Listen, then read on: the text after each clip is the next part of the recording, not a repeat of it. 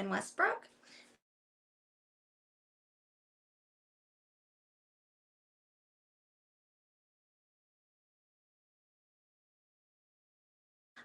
Oh, there we go. We're back. Two pieces of I Shit You Not, and we only got through one of them. And so today we are back to talk about the other ones. So Mason, You must have been really long-winded last. I know I usually am really long-winded. So surprise. Might have been both of us a little bit. Yeah. Alrighty. So why don't you introduce what we're talking about since this one was yours? Was this one mine? I'm pretty sure you gave this to me. I gave it to him. Yeah. And he has come unprepared today. Ouch. All right, go ahead. So one of the things that we want to talk about was just the silencing of opinions.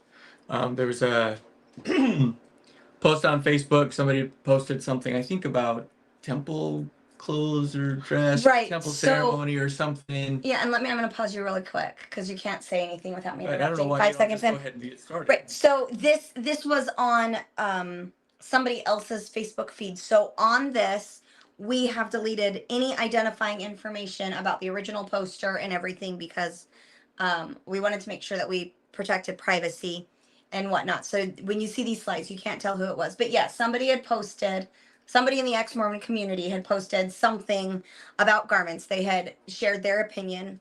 And I don't have that original post because there's no way for me to have pulled it up without. It's also not what we're here to talk about. So Right. the post itself isn't as important as the kind of response that it got. All right, go ahead, Mason. So Alex, why don't you just go ahead and pull up the first one? And I'll read it for those of you that are just listening. It says, I just wanted to reach out to you about your Facebook post on temple garments. That was very disappointing and distasteful. I would be careful about what you say. Please stop. Now, I'm going to pause you before we go any further. What really stands out to me about this is the shaming. Like, I saw you, I wanted to reach out about your post, and then it's for the person who read this, disappointing and distasteful. This is that kind of passive aggressive thing. Like, there's that, little sprinkle of shame. Your post was disappointing and distasteful. For those who are listening that are not familiar with Mormonism, the temple garment is your underwear. So we're talking about, underwear. And then we've got kind of this like warning. I would be careful about what you say. Please stop. And then the next one. Not everyone sees. Not everyone agrees or feels the same way you do about the Church of Jesus Christ of Latter-day Saints. Everyone is entitled to have their own opinions, but some are better left unsaid.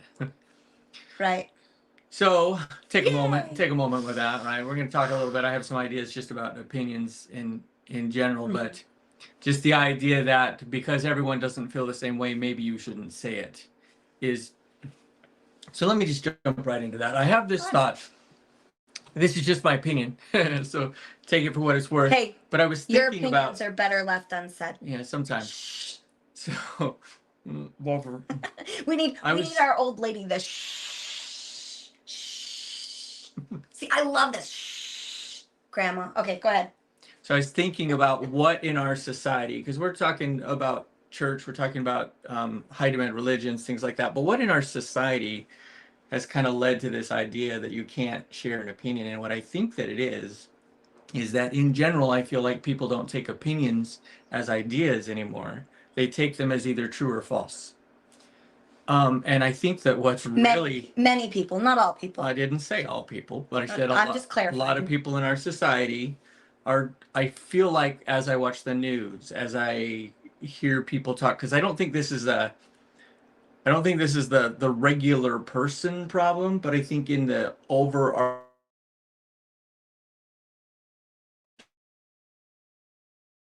experience with the rest of the world, but in the United States, the overarching culture is becoming your opinions.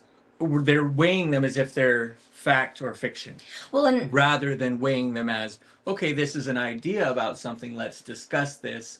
Let's talk about it. Why do you feel that way? What, blah, blah, blah.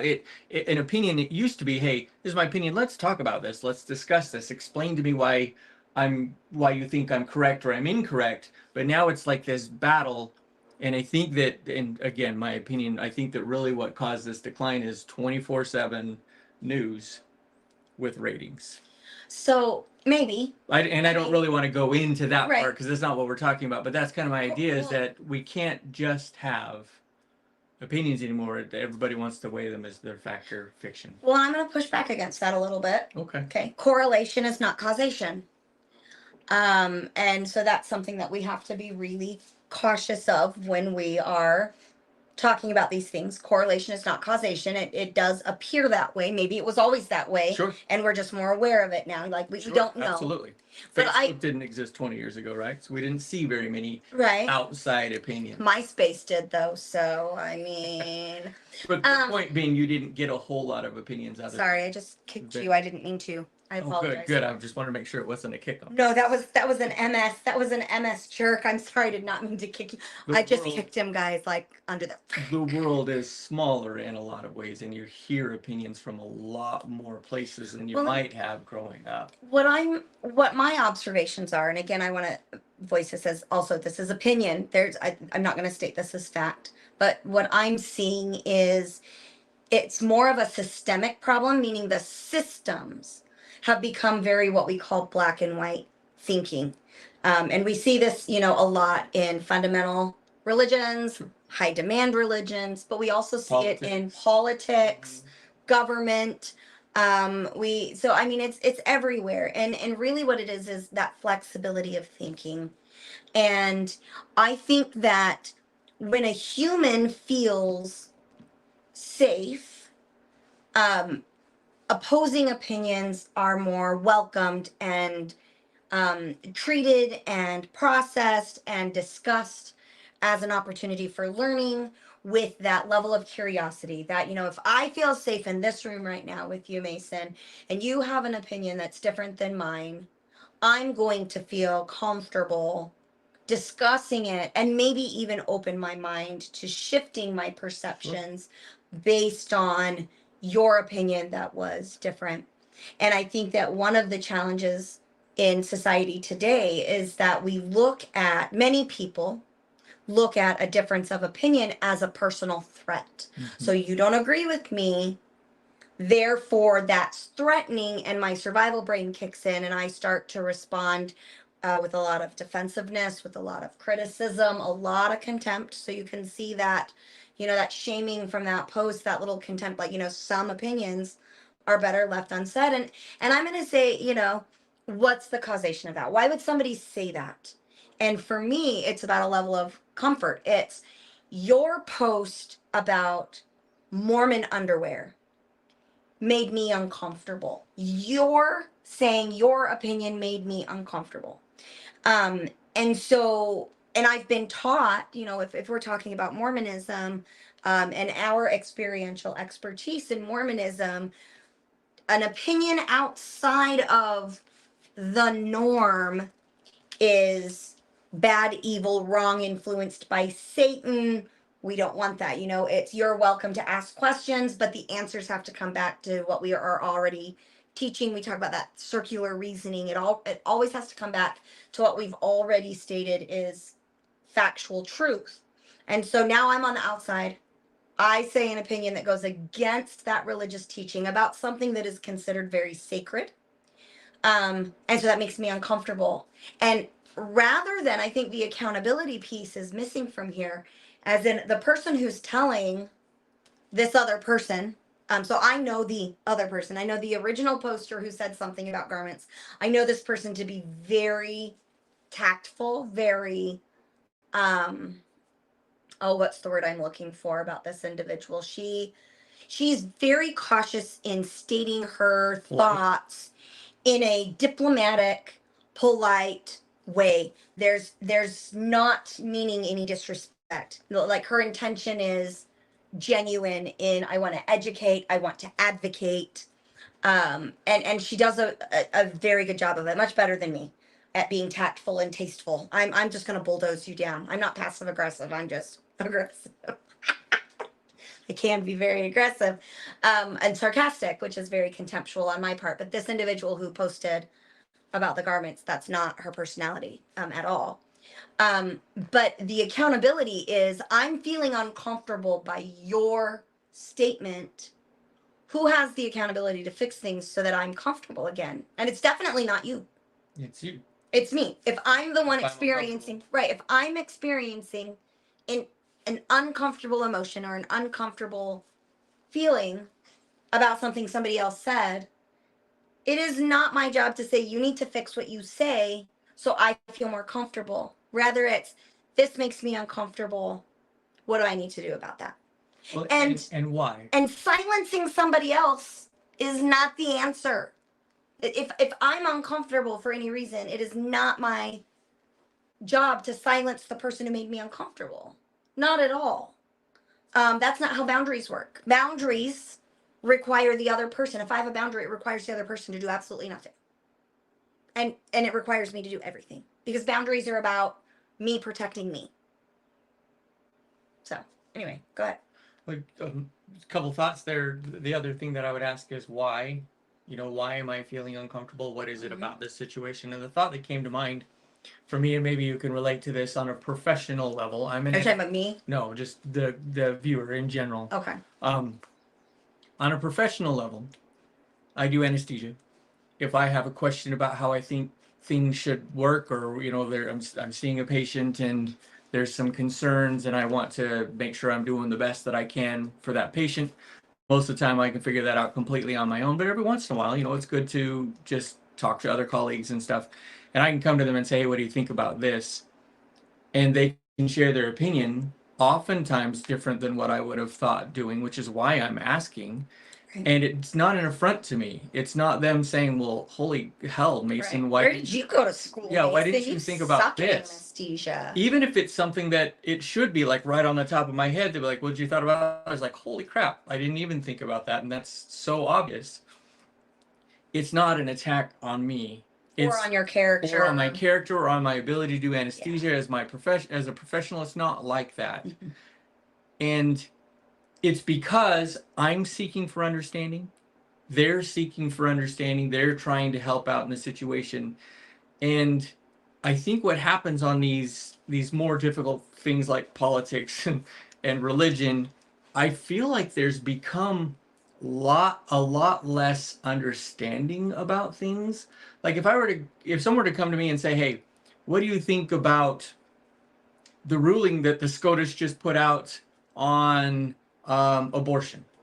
Well, first off, a lot of people would be like, wait a second, who's SCOTUS? That's actually what I thought in my head. Supreme Court of the United States of America. SCOTUS, okay? Cool. So the first thing is why can't you just say the Supreme Court? You could, but I did that on purpose. I did that on purpose because if you watch You're not allowed to say SCOTUS anymore. It has to be Supreme Court because I don't know what you're talking about unless you say Supreme Court. Right. So you need to change your vocabulary. Instead of having a conversation about the ruling, that is what we came about, we're arguing about the words that I used. Ooh. Oh, I bet that never happens in marriages ever. No, or with children or anything, right? Never. So that sarcastic Sarah just. But that's the, and I don't want to use the term ignorance, but we've become less educated about a lot of things.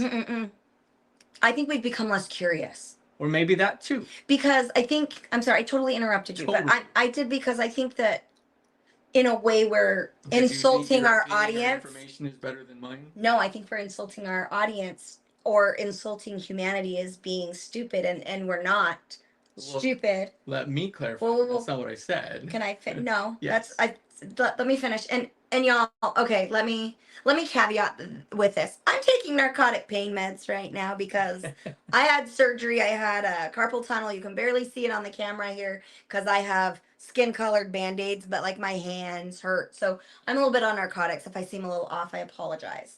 That tramadol is good stuff though. Let me tell you right now. Wow. Do not prescribe that to me again, unless I have another surgery. Cause yeah. Anyway, I don't think that humanity has become more ignorant. I think we've become less curious. And I think the vocabulary words there, the reason that I interrupted you in bringing that up is because curiosity is what leads to learning And learning usually requires some level of discomfort. And so I think the challenge is that we're not as comfortable being uncomfortable for the intent of learning and expanding our perception. I think because when we feel like we don't know something, there's a lot of push to make it feel like we're ignorant. But so I use what do you mean by that? I don't understand. Meaning that it's not okay for us to have a conversation and you just be learning or me just learning. Okay. You have to already know some of this. Otherwise, why are we even talking about this? Right? Okay. How can we have a conversation? Did you just kill a bug? An ant, yeah. Huh. How can we have a conversation about the Constitution of the United States if you don't even know what the First Amendment is? That kind of thing we get very. That's shaming. We get very arrogant about it. But I use the word. When I say contempt, what I mean is like, so what did you just say again? How could we even talk about the Constitution if you don't even know what the First Amendment is? Right. Right. We've got that. Yeah. Arrogance. We've got that. If you don't understand this, I'm better than you. Yes. So we tend to be, but again, humanity has always been this way. I'm going to pause really quickly. Hey, Alex, just so that you are aware, we can't see the chats. So if something's going on in the chat room or a question comes up from a member of our audience, I'm not seeing it for some reason on this device, and I'm afraid to hit the button because the last time I hit the button, we lost like the whole screen. And so if you're wanting to say something, Alex, I'm going to totally trust you to throw those questions, comments up on the screen.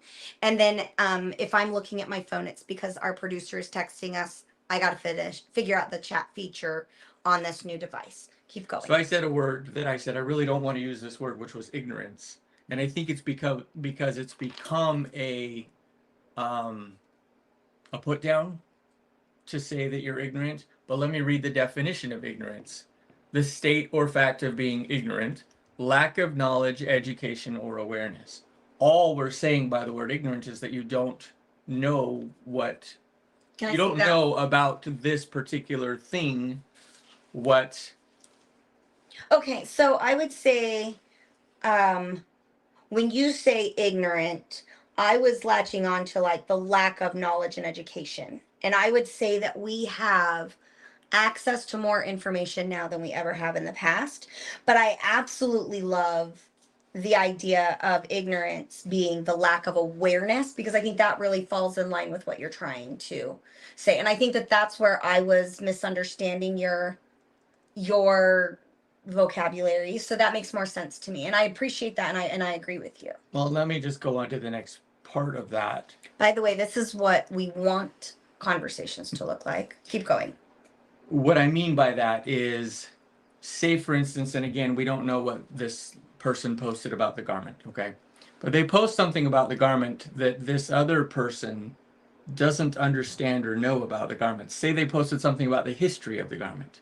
No, I think it was, since I've no longer worn the garment, I have healthier, we're going to go up to a PG-13 rating.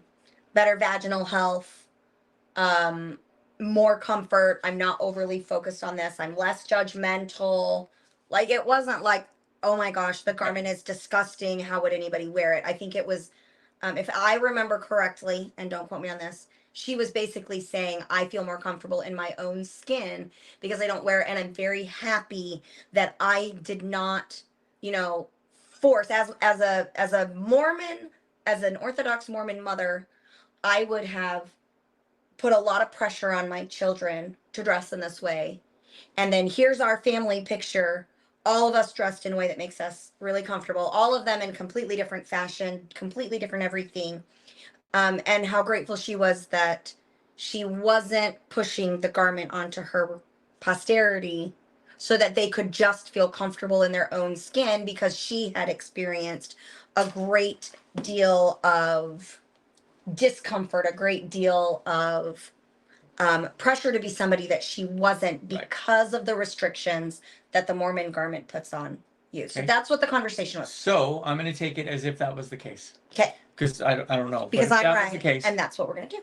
Well, and ultimately, like I said at the beginning, it doesn't necessarily matter what it was that she said, but now that you've said this is what she said, I'll go with that. So she says all of that, and then somebody gets on her about her opinion about the garment. Well, what I feel like is happening is the person that is making the response is not allowing for any understanding of where the poster is now. Right. And because they're not allowing any understanding for that, they're making judgments and comments that aren't related to what the other person is trying to say in the first place. Right. Well, and we have to be careful with putting intent into somebody's words when we can't then go to that person and check in with their intent. Sure. And I didn't mean to put an intent in that. Oh, and I don't feel that you did. I'm just saying that out loud. What, Alex, could you please pull up, and maybe put those, Alex, I don't know if you can put those side by side so we can see them side by side. We'll let Alex play with that. So, you know, I wanted to reach out. That's very disappointing and distasteful. Oh, I'm sorry. I thought you were done. I apologize. Okay. Go ahead and hold that thought, Alex. I apologize, Mason. I'm always bad at interrupting. Put me on narcotics and my filter is, yeah. You can take that. I'm a druggie. For the moment, Alex. I'm a druggie today.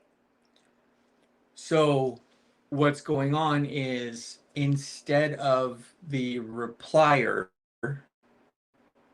being curious about what's changed in that person's life, being curious about how that change has affected this person, they've taken it instead, or it feels like they've taken it instead as affront on the garment.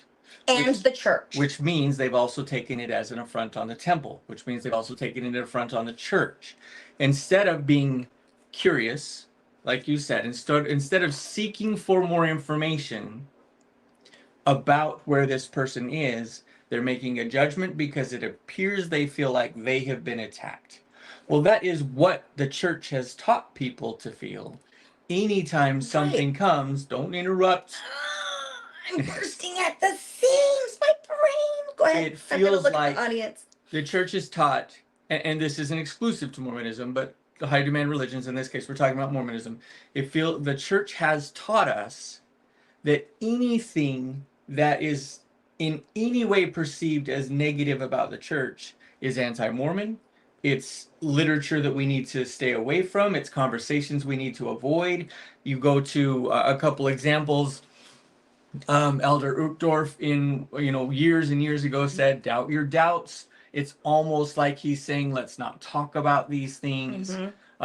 Jeffrey R. Holland said, you hang on to what you believe first, and then the other stuff will go away. It's the persecutory complex. It's the persecution complex. If somebody is claiming anything outside of what the prophets have proclaimed as absolute truth, Satan is involved, right? And they're persecuting you. It's all to lead. And so, right. So in this case, the original poster, because she had a different opinion about the magical Mormon underwear, right? And how not wearing the magical Mormon underwear has been a positive thing for her family. Now you see the responder with disappointing. She used two D words that I don't remember. Disappointing and put it up there, please, Alex. And distasteful. Disappointing, distasteful. Be careful with what you say. Right. Not everyone agrees with you. And then Alex, can you put the second one up?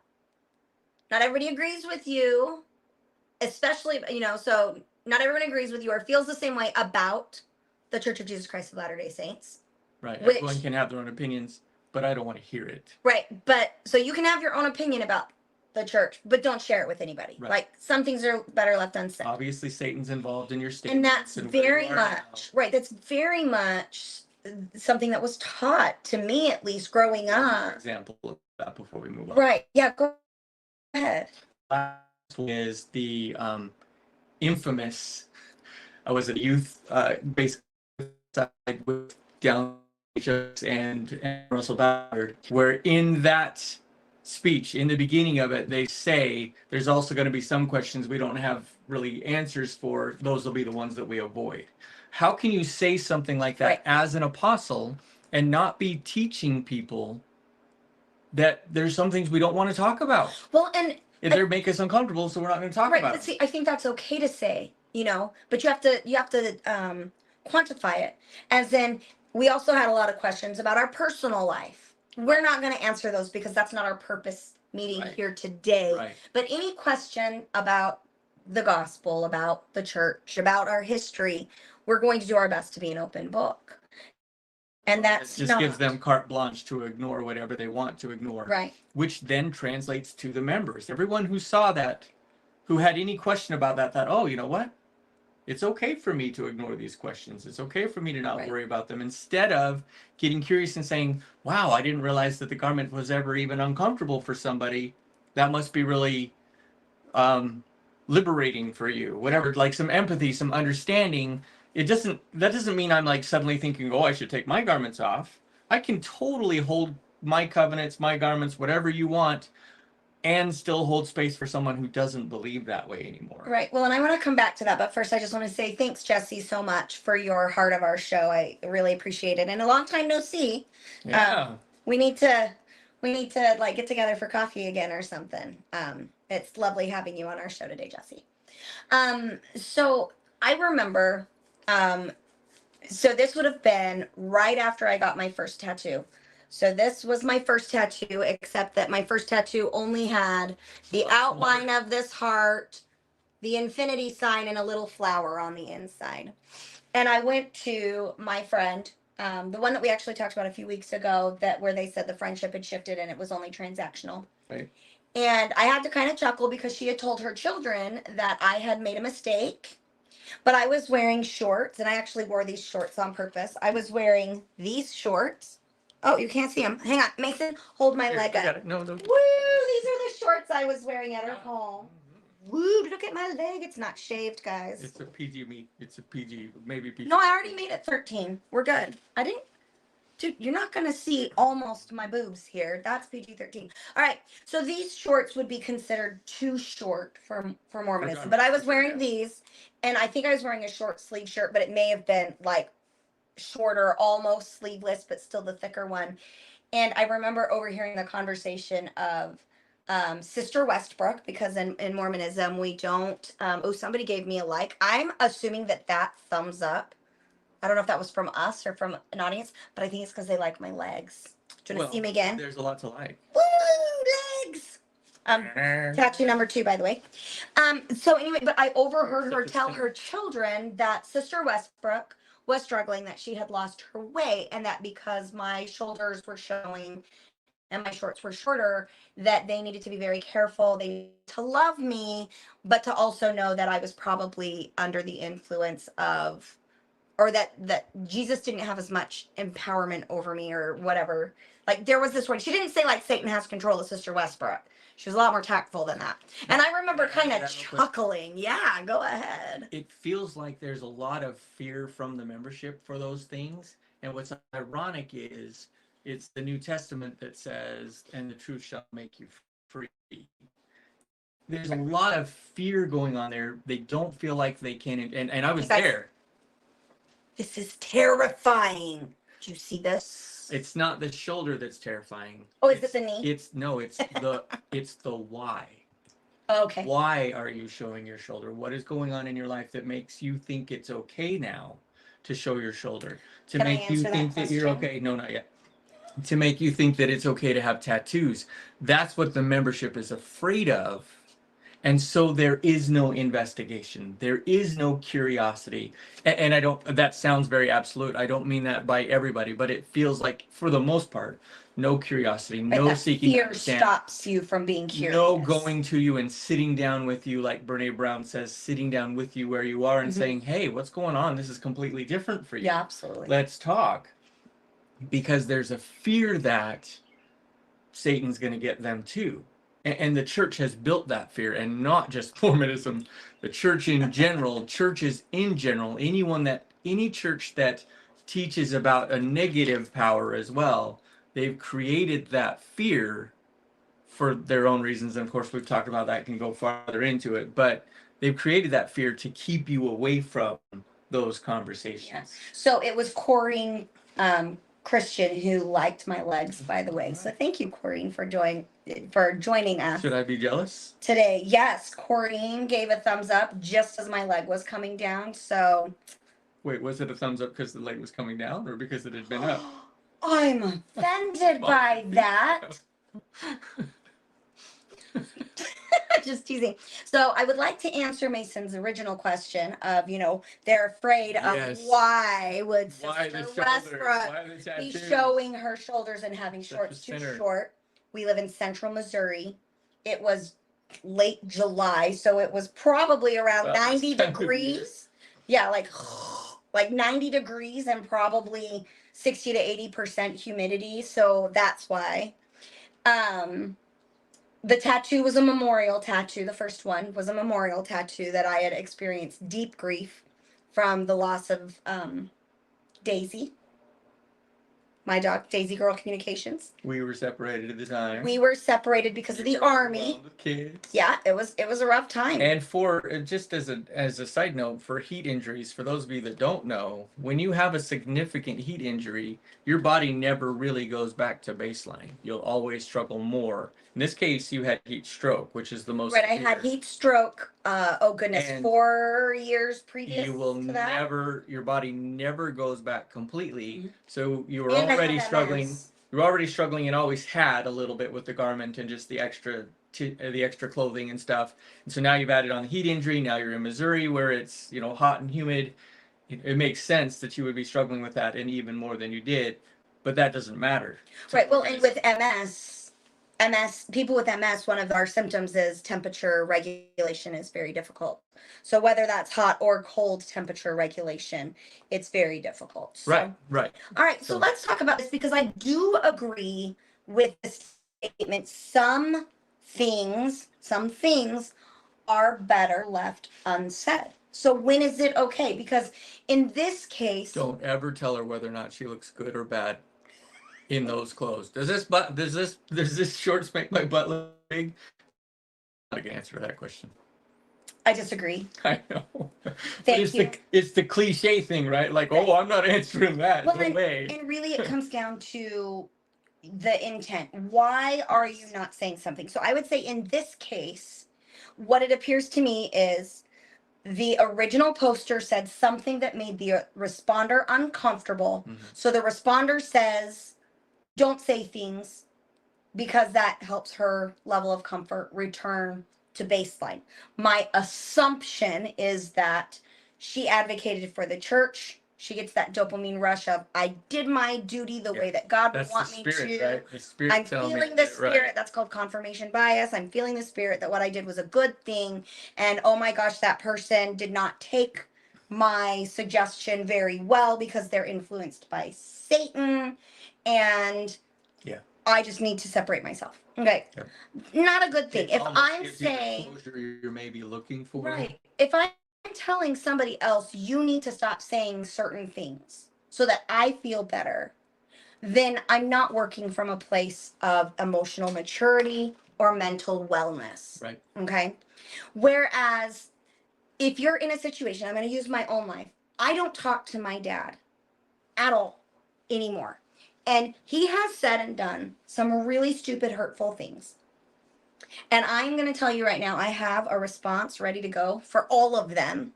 And if you've been watching our show for a while, you know that I have a really hard time keeping my mouth shut.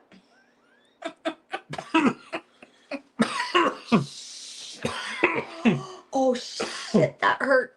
I playfully slapped him and don't tell Dr. Serves you right. Hofer, I just did that. Okay. For more details.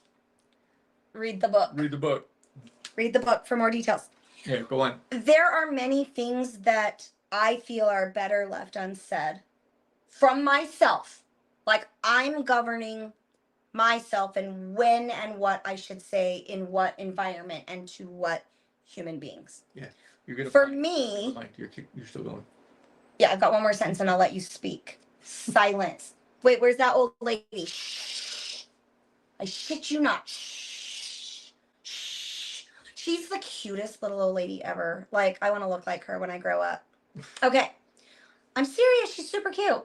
Okay. So anyway, in my book, or I'm sorry, in my life, I'm choosing that some things are better left unsaid because I know that my father will not hear it in the way that I desire for him to hear it, that it will not result in a productive outcome, Right. and that all it does is frustrate the fuck out of me to the point where No, I'm it's no rated R. longer, now we're R, no, only one F word.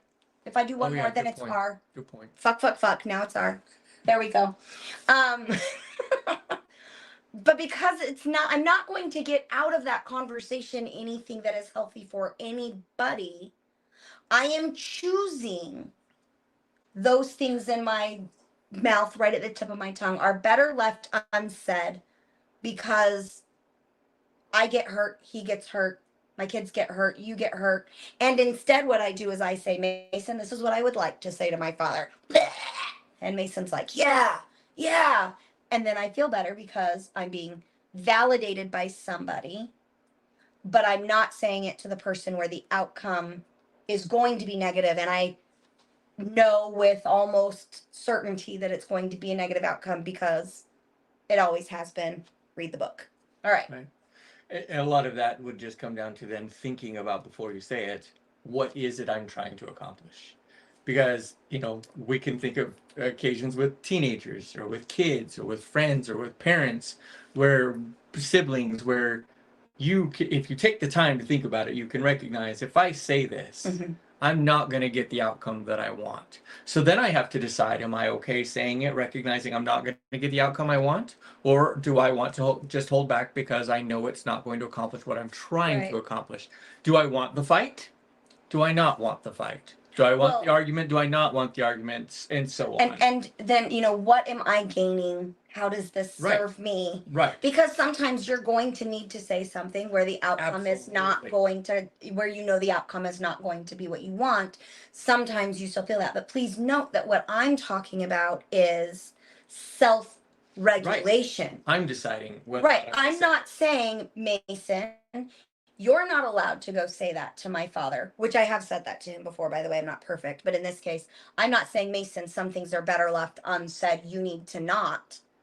I would say, hey, Mason, if you feel like that's appropriate to say to my dad, okay, I'm a little concerned that it won't get you what you want, but you get to be in charge of making that decision, right? In this case, the responder could say, hey, I'm feeling really saddened by your post. I would love to talk with you to understand better where you're at. I'm concerned that maybe you're saying some things that seem outside of your personality, and I'm wondering if you're okay. Right? Exactly. Where you're extending a hand for of understanding. curiosity, of understanding. But anytime we are trying to silence somebody else because what they are saying makes us uncomfortable, it's just not appropriate unless you're in an internal check. Right, unless you're in like the courtroom and you're saying things because of evidence. And I mean, there are going to be exceptions to the rules, but for the most part, telling somebody else, look, your statement, other people don't agree with you. Okay? They don't agree with you. Probably true for Your every statement. Your statement made me uncomfortable and you should just shut up now. That's not appropriate. Yeah. That and the I shit you not part of our show. I need my little shit bag here. Alex found me a really cute look.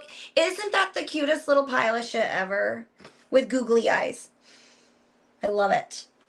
I shit you not.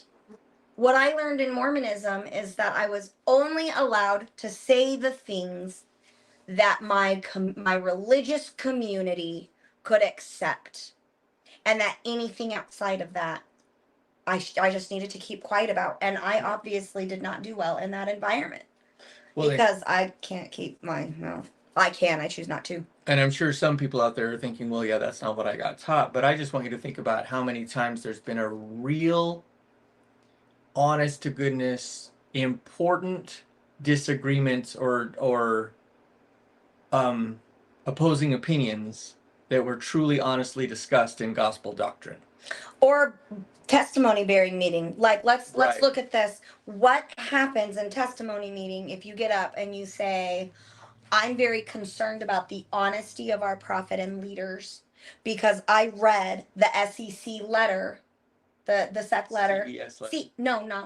The one, the SEC, SEC complaint, letter, yeah. the tax complaint. And in that they admitted to knowingly withholding those tax forms, and now they're saying something else. This has been a big blow to my testimony, and I've thought about it and I've prayed about it, and I think that as a ward we need to take a good honest look at this. Like, when can you say that? Right. In a When did that meeting. happen? When can you publicly disagree? Because what's going to happen, and we've seen this time and time again in the Mormon church, is the bishop is supposed to, and it says it right in the handbook. Okay, he used to have that handbook, to turn off the microphone and escort them from the podium. If they're saying things that do not fall in line with their teachings, you are to, and I shit you not, turn off the microphone, escort them from the podium, and if they will not go, call the police. Yep. That is what they're If supposed to that do. is not a testament to the fact that opinions are silenced in the church. In the Mormon church. I don't know that anything is. I'm sorry, in the Church of Jesus Christ of In the Mormon Latter-day Church. Saints. I don't want Satan to have any victories today. Yeah. Mormon. Fuck. Well, and just for us, it's about recognizing what's going on. Like, if you're an active member listening to this, and you want to stay in the church, that's fine. Like, we don't have any issues with that. Right. But it might serve you really well to recognize that there are things going on that you're not aware of because you've never thought about them. And because they're not allowed in. Because I was there. Right. And most of us in the ex-Mormon community, we were there. We've all been there where we were hard charging, we didn't pay attention. We had the blinders on, right? We just paid attention to the stuff we're supposed to pay attention. No victories for Satan on the back, no wandering off the path. I'm staying right here on the straight and narrow path with a rod of iron right next to me. I'm not doing anything to vary from that until something finally, somebody picks up the baseball bat and hits you in the head and says, stop. No, for you, it was drop me off at the Oklahoma airport. That's a pretty big baseball bat. We'll file for divorce and all. And even then, Sarah wasn't asking me to I never accept asked you her to opinion. leave. Yep, no. She wasn't asking me to even acknowledge it as truth. Nor did I She ever was- ask you to be quiet. Never. Right. She was simply asking me to actually give credence to where she was, to actually pay attention to the curious to what information I was so that I could understand where you were. And of course, that understanding led me to where I am now too. So I understand why people are scared, but the problem is, what's the quote? If something is true, it will hold up to scrutiny. If something is not true, then it'll fall apart or is scared or whatever. But if the truth claims of You the did a church, terrible job. Yes, quoting I did. Whatever that was. yes, I did. But the idea being that if the truth claims of the church are in fact valid, then they'll hold up to scrutiny. Absolutely. And I think that everything that is out there in this community now demonstrates that that's just not the case. They don't hold up to the scrutiny because you make your own call about why not. And they silence members who speak up with concerns, with valid concerns, and they terrify those within their organization of looking outside of their narrative. And Because that they is hold- very culty. Because they hold your salvation like your testicles. I don't have any Just- testicles. Are they holding on to them like my ovaries? Maybe so. Maybe. Okay. But they're holding on to that iron grip because they control your salvation. And so they can tell you what to and not to do. And in this case, they tell you it as if God has told them that. Mhm.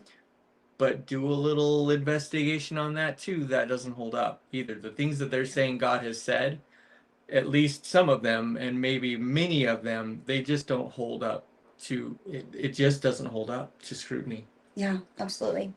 Do you have anything else you wanted to say before I close us out? He's thinking. I think for me, the closeout for me would be find a way to be curious and understanding.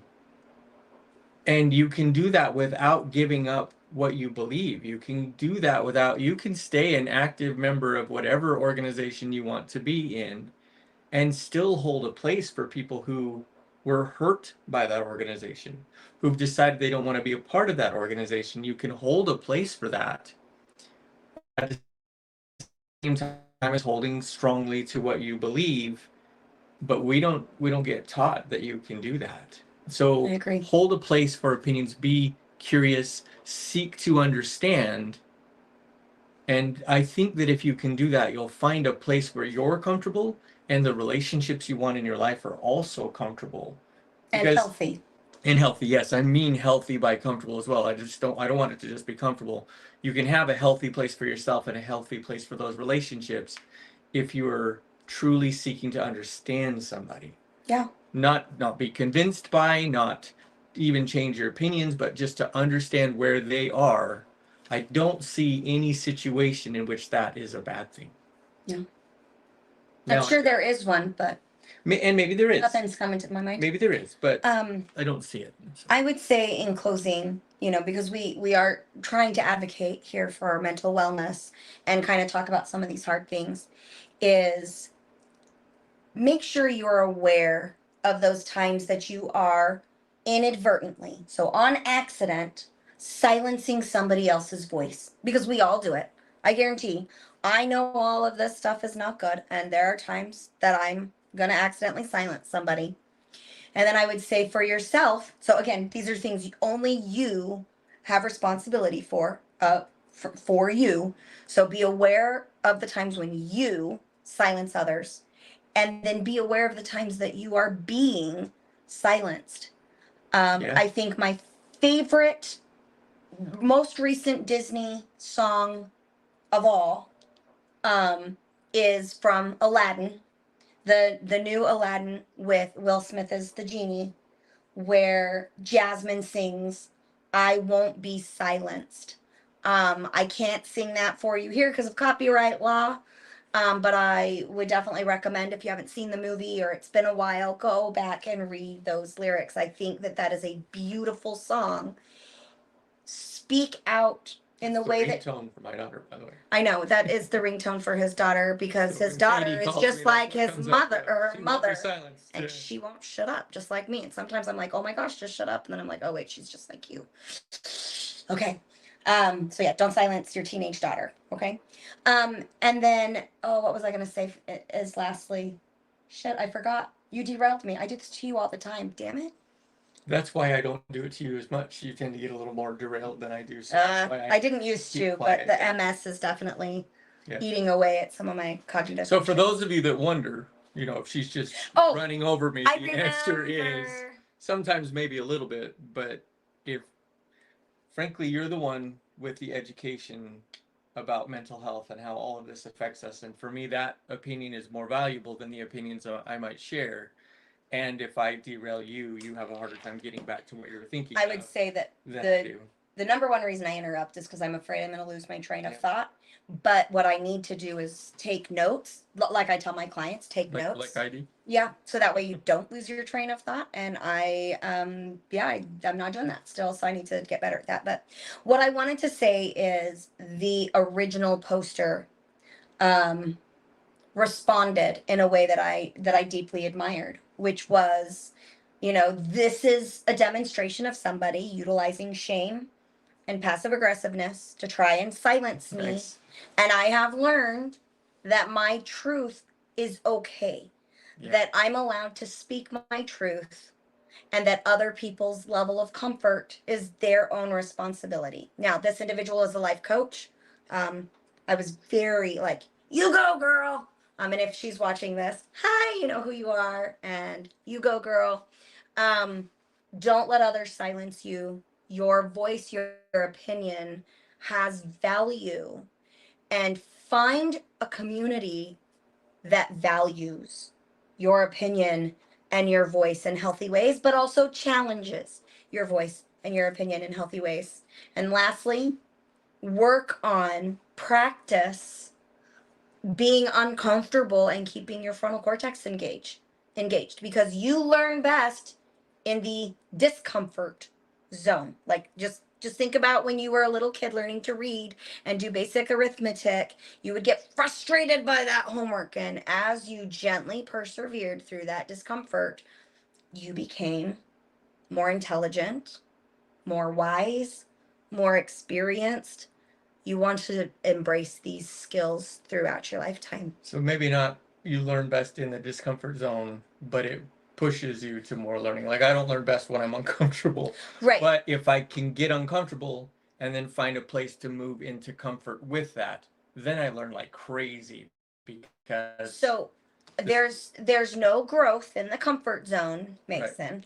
But you don't want to be so uncomfortable that your brain is shutting down. Right. It's finding That's that kinda what I happy mean, yeah. medium where you are exposing yourself and practicing staying engaged when you're uncomfortable. I remember as a counselor, I had to undo, and it took me a while as a counselor. Like I'm thinking back when I was first starting my career and I was learning all these things that the evidence was very clear that what I had been taught in my religious upbringing was not accurate, as far as, you know, LGBT marriage, and that, you know, the whole idea of, you know, that they shouldn't be married, that's sinful, and then coming out in counseling and being like, wait a minute, let me think about their experiences. Right. Let me put them, it was the empathy, learning how to actually view things from other people's perception. I didn't know how to do that in the beginning. It made me very uncomfortable. But if I was going to be successful in helping people heal, I had to be able to view things from their perception. And the only way to do that is to let go of my own ego and step into theirs. And that, I mean, it took me a lot of years. And as I've done that, I've become a much better person. I'm so proud of who I am now. And I'm excited about who I will become as I continue to practice that. Thanks for throughout the clarifying rest that of for me. I my appreciate it. lifetime. So yes, gentle discomfort and that the growth discomfort, growing pains. Like moving through it instead of sometimes we hit that uncomfort and we back off and try and move around it or whatever. Moving through that uncomfort Right. really. Well, especially if you've grown up in a high demand system Yeah. where any level of discomfort you're supposed to fight against because it must be wrong. Yeah. And very rarely is it wrong. We need to look at it from that more empathetic, curious. Yeah. How is this important and valued by other people? Taking our power back. Oftentimes they'll give your power to somebody else. Like if you're going through trials, well, it's because God is giving you trials or because Satan has power Working over on you. Right. Instead of taking our own power and say, okay, I'm uncomfortable. Where do I go?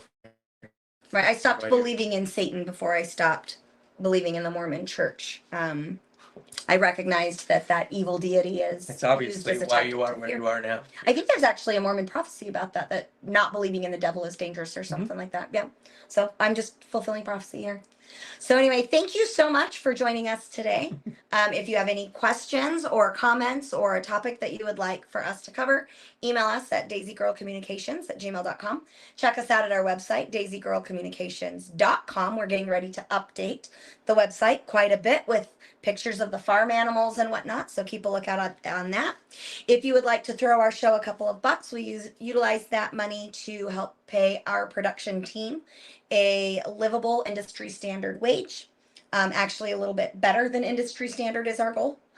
And if you are struggling with a mental health crisis, please call or text 988. They are there for you. We want you to choose life because it is beautiful, even in those moments where it feels like it's not. Love you so much, and we will see you next time. Bye-bye. Thanks for being here.